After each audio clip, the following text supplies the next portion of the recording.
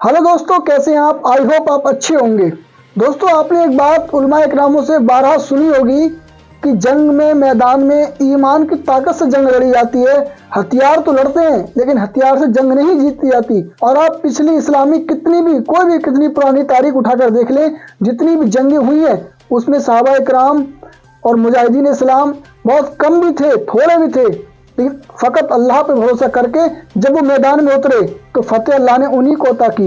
Yemen के हुतीज़ के डर से रेड सागर में जो नाकाबंदी कर रखी थी हुतीज़ ने, उससे बचने के लिए और उसका मुकाबला करने के लिए इजराइल और अमेरिका द्वारा एक टास्क फोर्स बनाई गई थी, जिसमें और इस्लामिक कंट्रीज़ को भी और भी देशों को शामिल किया गया था, जिससे कि यमन की जो नाकाबंदी है रेड सागर में उससे निपटा जाए और यमन को मात दी जाए। लेकिन जब यमन के सामने मुकाबला करने का नंबर आया और रेड सागर में उतरने का, सेना को उतारने का नंबर आया, तो दुनिया ने इजराइल को पीठ दिखाई और पीठ दिखाकर चले गए, इनकार कर दिया उतरने से। लेकिन उसके बावजूद भी इजराइल मजबूत था। उसे लगा कि अमेरिका मेरे साथ है तो मैं दुनिया में किसी भी देश को झुका सकता हूँ।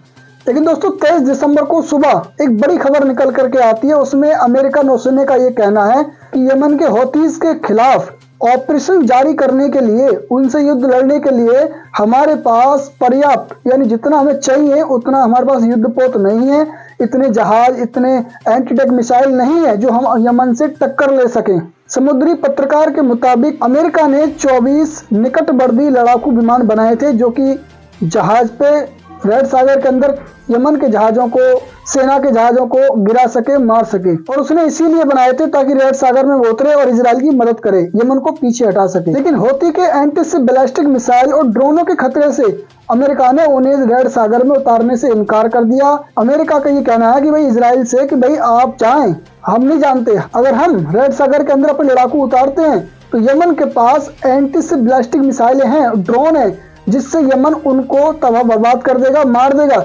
फिर हम तो खाली हाथ हो जाएंगे, हमारे पास तो कुछ भी नहीं रहेगा। इसलिए हम रेड सागर के अंदर नहीं जा रहे और ना ही हम अपने लड़ाकों को उतारेंगे, आप जाने क्या करना है।